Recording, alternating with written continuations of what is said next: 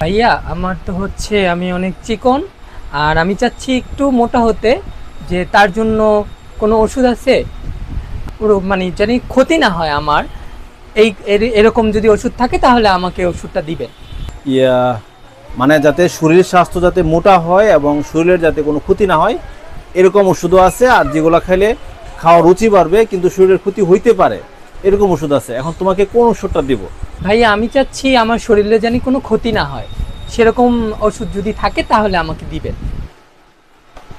তো আসলে ওই মানে অর্থাৎ তুমি চাইতেছো যে যাতে কোনো শরীরের ক্ষতি না হয় প্লাস এবং সাথে খাওয়ার রুচি বাড়ে এবং শরীর স্বাস্থ্য যাতে ভালো হয় এরকম ওষুধ।